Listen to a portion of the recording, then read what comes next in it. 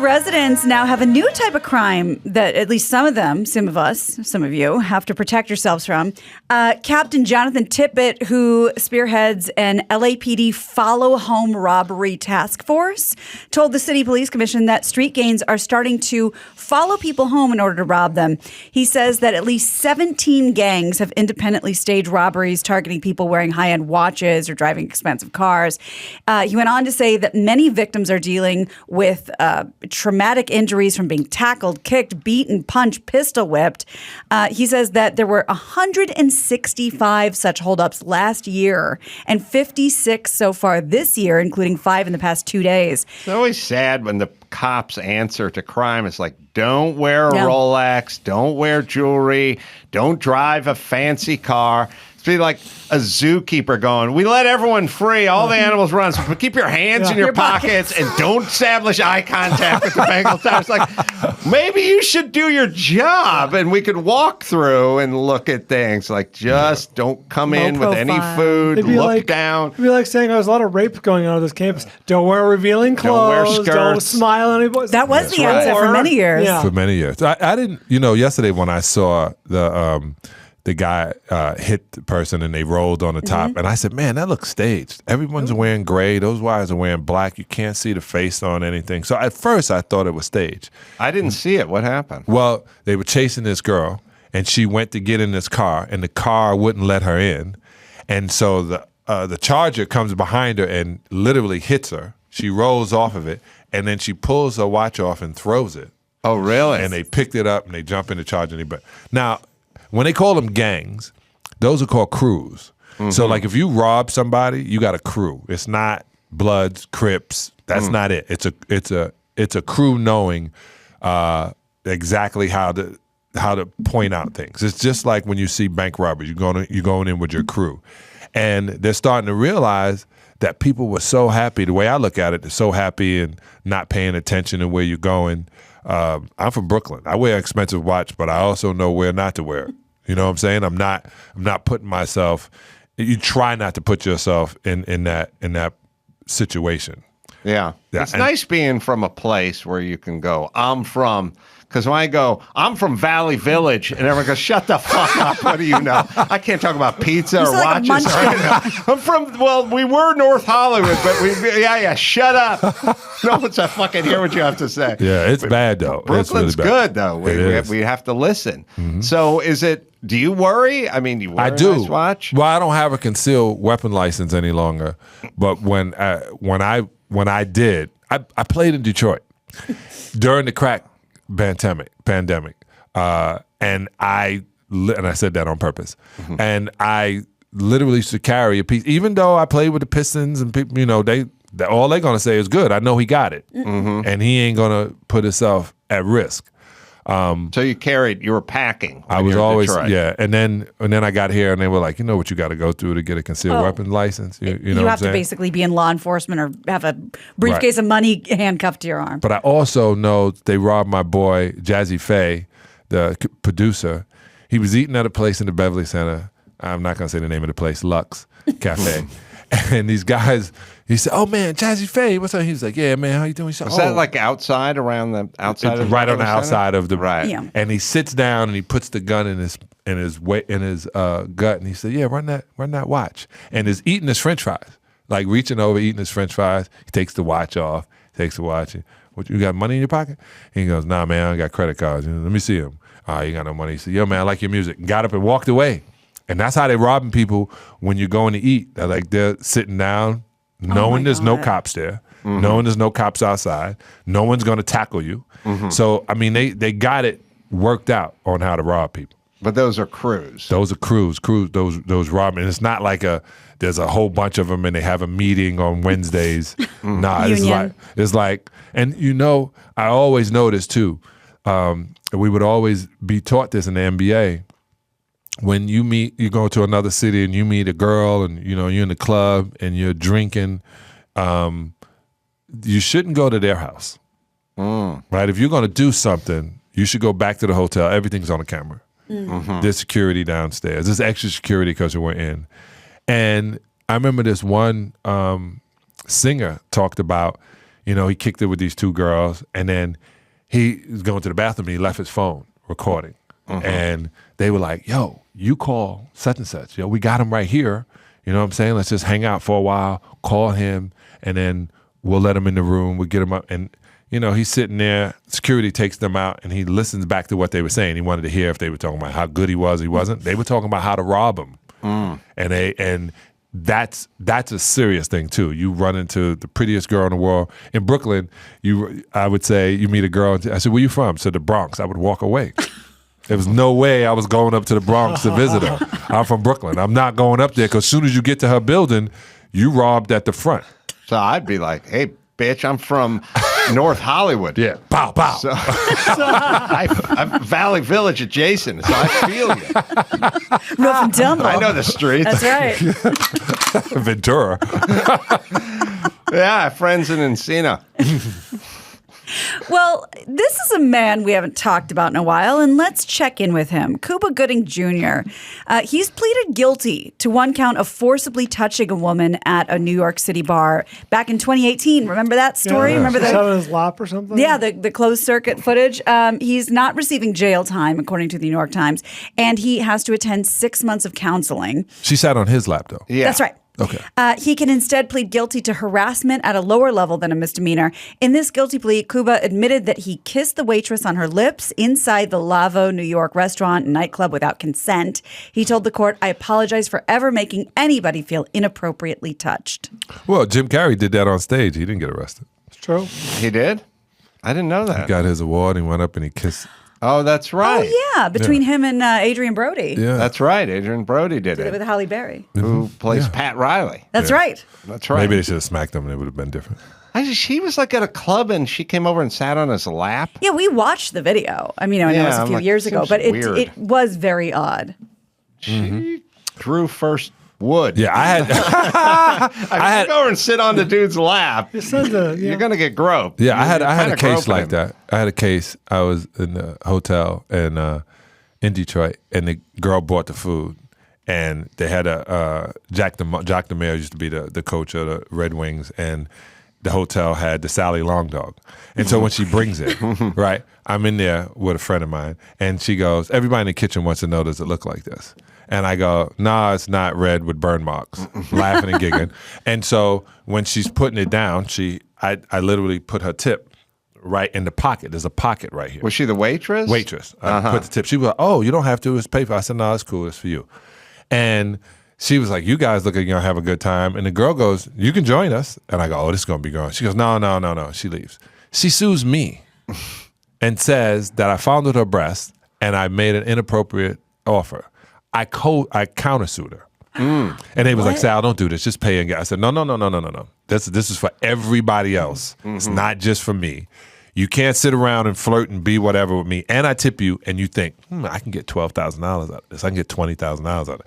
You got to go back at people. Because if she would have came and sat on his lap and he pushed her, he also would have had assault. Yeah. Right. But she was in the wrong place. So what happened to your suit? I won. Have we ever heard about this ever? No, because I won. You never hear when somebody of name wins. Okay, I also won the lawsuit. I was in a case with my oldest daughter and her mother, and I won that. So I got custody of a female, and no one said anything about that. I got accused for, this girl said I was her daughter's father, and I literally had the girl removed from my property one time. And they were like, yeah, I got pregnant with John. We did the blood test, not mine. Obviously, I didn't do anything. That big in the paper. It was the front page before. The accusation. But as soon as all of a sudden I'm vindicated, is that's the right word, Yeah. right? No one wants to hear about it. I think that has to be a rule with newspapers. If you're going to put it on the headline, the accusation, the result has to also be a headline. Yeah, but shock works. Yeah. Yeah, saying I'm sorry doesn't. There was a hot dog named after your dick? That's what you got from that? Yeah, I thought you were Glad gonna you're let that following go. along. But I was Long Tall Sally. So, and they was like, hey, we're gonna call it the Long Dog Sally. And I was like, oh, it's a great idea. It was funny what she said. I laughed. Yeah. But I'm not giving you $20,000, because you felt that this girl offered you, and I didn't offer. I never offer girls to be with other girls. I always send the girls to do that. No, I'm joking. I'm joking, kind of. Yeah. Well, we've talked about that with football, I believe. But is there, and you guys please correct me if I'm wrong, is there like the sort of new recruits, rookie, like here's how this shit works, like the classes that basically football players have to take? You predated that, didn't you? Yeah, we had. I was one of the counselors at the NBA pre. It's the pre-draft. So we take the top 50 players and they bring them to Dallas. Craziest thing is it's a setup from the beginning, right? So they have the guys in the lobby and say, hey, meet in the lobby. We're going to go into and you just have all these players finally seeing each other and acting like they don't know who each other are. And then they have 3 of the hottest girls in flight attendant outfits walk in and go, oh, you're such and such, you're such and such. And the guys are sitting around. And he was like, well, I'm roommating with her. Give me a key and I'll just meet you. Where you going? I'll go in this meeting. Give me a key and I'll meet you in your room. And dudes are like, I'm in room 725. And then when they get back to the room, everything they own is gone. Nice. Bait The car. player never says anything. So on Sunday, when we having the go away, all of a sudden you see the guys wearing the same clothes every day, but he's not saying anything. Right. So by the 3rd day, they open it and all of their stuff is on stage. And then the girls come out as actresses and they're embarrassed, but it's better to be embarrassed in front of us, the mistake, and explain the mistake. I then went back to the NBA. I said, there's a little bit more you got to go to. An NBA player went to a strip joint, plays for the Knicks. He goes to a strip joint in Queens, first mistake. And first mistake. Great place, first mistake. And he doesn't have a car or protection. He gets an Uber. And they literally box him in, open the van, put the gun on him, take his watch, take his chain, all of his money. And then for good measure, they shot him in the leg. Wow. Jeremy Lin. Yeah. Plexiglass. They shot him in the leg. And I don't know what happened to that player, but there's been players in Washington, D.C. that they literally caught him in his house, tied him up, beat him up, left him there. You just got to watch it. You got this dough. If I tell guys, my friend Megan always talking about why people have to be behind the gate. They have to be behind the gate. You have to, because when you got something, Kanye said in the song, if I can't get work, I'll take work. So meaning, if I can't get what you have, I'll take what you have. Well, an athlete, everybody knows your schedule. Everybody knows when you're not home. Yeah. Oh, yeah, that would happen out here with, I think, The Dodgers, right? one of the Dodgers players. Yazzie? Yeah. Yazzie Puig? Yeah, Puig, yeah. I think they robbed his place. Yeah. They robbed me in Miami. They did? I went to practice, shoot around. My wife went out to get lunch, and I was on Star Island, so we knew it had to be security because you have to come through there. And they go, well, they came in through because it's on the water. They came in through the water, and I was like, how do you know that? How do you know they came in on the water? And they went because I had my watches out the day before, and I said, let me put these in their thing, and they tore the house up, and they just took the watches. Oh my God. Yeah, that's some cool stuff. What's the best watch they got? I got a Tiffany. So Tiffany had made watches only 1 year, and I had that watch, and I knew it was going to have value. And then I had a Rolex because I'm an idiot, and and you got to have a Rolex. That's what they tell you. So I had a Rolex, but I had some other things that looked like they were good, but they weren't. Since then, I've always collected watches. So I had Cartier and this. I don't want to make you sick, but what would the Tiffany be worth today? $45,000. Damn. Yeah, it was $12,000 then. I stole my own watch because I did.